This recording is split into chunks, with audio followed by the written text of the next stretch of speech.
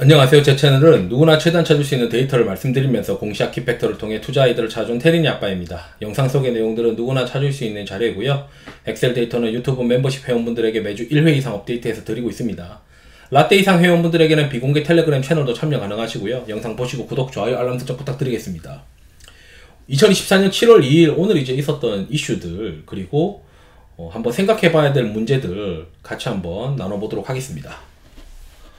오늘 이제 그 미국 시장이 이제 단기적으로 금리가 이제 튀었죠. 아니 PMI 지수가 좋지가 않은데 이게 튀었단 말이에요. 그래서 이제 시장에서는 트럼프에 대한 리스크가 물가에 반영되고, 아니 금리에 반영되고 있다. 물가가 오를 걸로 지금 생각을 하고 있기 때문에. 왜냐하면 트럼프 정책이 이제 돈을 푸는 정책들이 많기 때문이다. 이렇게 이제 시장에서 해석을 하고 있는 거죠.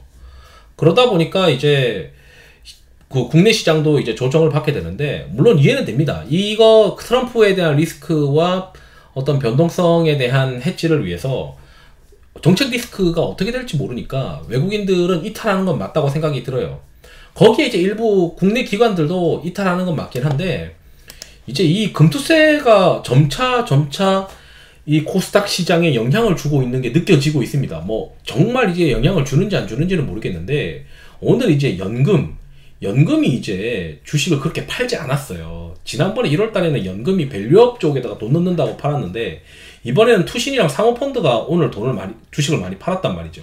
근데 투신이랑 사모펀드의 쩐주는 결국 개인이나 마찬가지인데, 이 자금을 환매하는 어떤 모습들이 좀 보인다. 그래서 정말 이제 이 금투세 정책이 빨리 마무리되지 않으면 코스닥이 계속 씨가 마르는 어떤 상황이 있을 것 같다.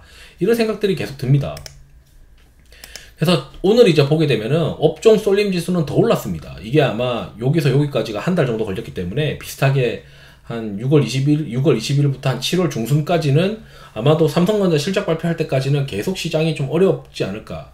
그러니까 7월 5일날 실적을 발표하는데 컨퍼런스 콜이 이제 핵심이니까 컨콜 할 때까지는 시장이 또 어렵지 않을까? 뭐 이런 생각도 하게 돼요. 그래서 계속 이제 밑에서 올라올 때는 현금을 가지고 있어야 되고, 신용은 절대 쓰면 안 된다. 이 업종 쏠림 지수나 마찬가지인데, 이 수익률 상위권과 하위권의 편차가 벌어지기 때문에 내가 신용 잘못 쓰게 되면 폭탄 맞는 게 밑에서 올라가는 장입니다. 거기다 초록색까지 올라가게 되면은 아예 대피하는 시장이 없어요. 근데 지금 오늘 붉은색이 올라가는데 초록색까지 올라가니까 거의 대피할 곳이 안 보였을 겁니다.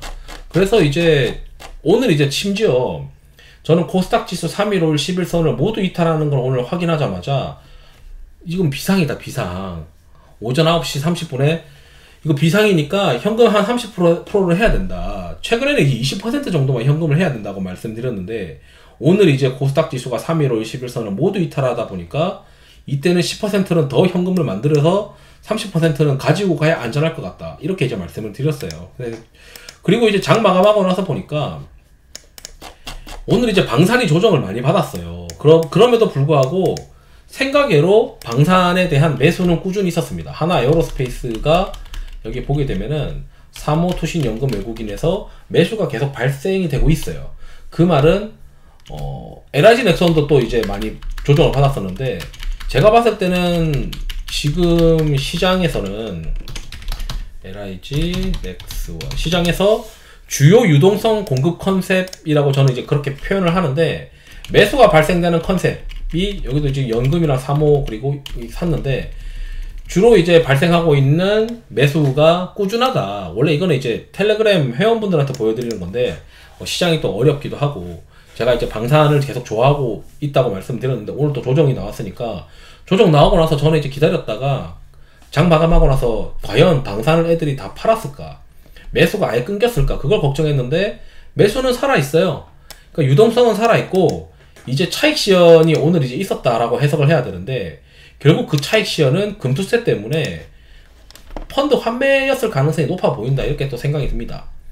그 다음에 이제 제가 주식 비중은 지금 현재 70%로 가져가고 있는데, 오늘 전력기기도 한 10% 들고 있거든요.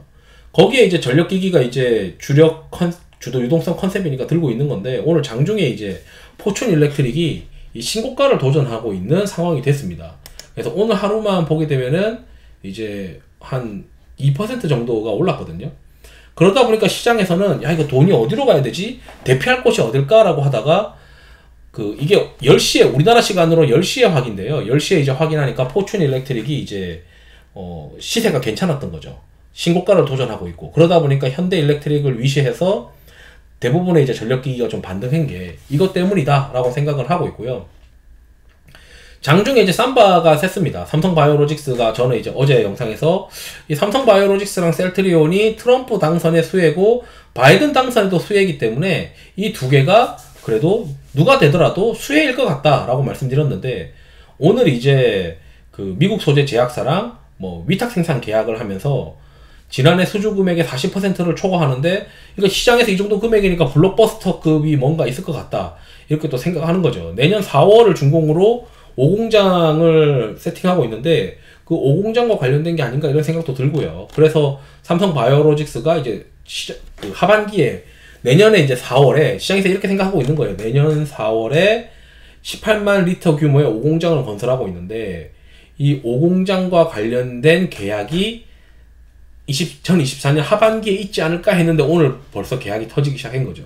그러니까 이게 주가가 이제 올라갔었던 거고, 그 다음에 이제 삼천당 제약이 이제 갑작스럽게 이제 주가가 올랐는데 이유는 모릅니다. 근데 이제 삼천당 제약이 이제 뭔가 이벤트가 있다고 하면은, 어떤 이벤트들이 있느냐면, 이거 이제 인터넷에 이제 내용이 나와 있는 건데, 핵심은 저는 이제 1번이랑 2번인 것 같아요. 이제 3번은 이제 경구용 당뇨 치료제 임상개시, 뭐 임상개시와 관련된 것들이고, 1번이랑 2번은 계약이거든요. 이 계약 중에서 프랑스, 그 다음에 미국, 이런 게 이제 바이오시밀러 계약이 나오지 않을까? 이런 이제 생각을 한 것 같아요, 시장에서.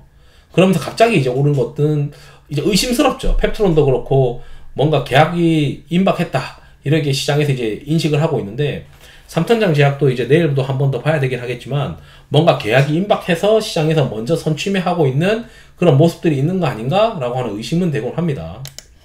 그 다음에 오늘 이제 금융이 좋았는데, 당연히 이제 금리가 올라가니까 금융주에 대해서, 은행은 순이자 이익이 좋아지고 보험은 이제 투자 이익이 이제 개선되는데, 보험도 좋았을 거고 손보도 좋고 이제 은행도 좋긴 한데, 저는 이제 제가 따로 보는 엑셀 파일에 수급 강도 파일이 그렇게 이제 과매도가 되어 있거나 그런 모습들은 아니라서 사실 잘 모르겠더라고요. 어쨌든 지금 신한금융지주도 보게 되면은 뭐 자사주 매입과 소각을 진행할 거다, 뭐 이런 얘기도 있으니까, 결국 이제 밸류업과 관련된 게 가을에 이제 어떤 정책들이 확정이 되지 않을까, 이런 생각을 하면서 밸류업 관련된 종목들이 될지 안 될지를 확인하는 계기가 될 것 같다, 이렇게 생각을 하고 있습니다. 그러니까 가을에 이제 그 정치 일정들이 있으니까 그 정치 일정에 맞춰서 이제 주가가 되냐 마냐, 이런 이슈가 있겠죠.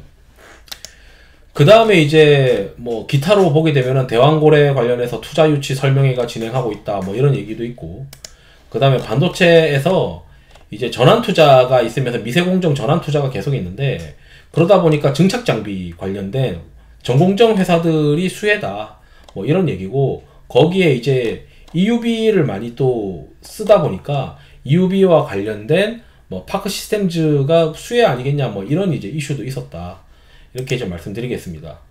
그래서 지금 시장은 저는 이제 어떻게 할 거냐면, 저는 30% 현금 찾아놨으니까 지금부터는 이제 코스닥 지수가 3일 이평선을 회복을 하면, 오후장이죠. 오전장은 안 됩니다. 오전장은 또 들어갔다가 밀려버릴 수 있기 때문에, 코스닥이 3일 이평선을 회복하면 현금 비중을 10%를 줄여서 주식 비중을 80%로 할 생각이긴 해요. 그리고 업종 쏠림 지수가 이 0.23이나 0.3에 근접해서 위에서 꺾이는 모습이 나타나면, 그때는 이제 주식 비중을 100% 가져갈 생각이고, 그 사이에 업종 쏠림이 올라가고 있는 구간에서는 주식 100% 하면 안 됩니다. 신용 쓰면 더더욱 안 되고요. 그래서 지금은 계속 이제 20% 이상의 현금을 가져가는데, 코스닥 지수가 315일 11선 이탈한 상황이라서 지금은 이제 뭐 현금을 한 30% 정도는 들고 가야 된다. 그 다음에 나스닥이랑 필라델피아 반도체 둘 중에 하나라도 21선을 이탈하면, 한 개가 21선 이탈하면은 한 개당 10%의 현금 비중을 생각을 해서, 둘 다 이탈하면은 현금 비중이 50%로 되는 거고요. 둘 중에 한 개만 이제 21선 이탈하게 되면은 현금 비중 40%로 가져갈 생각이에요.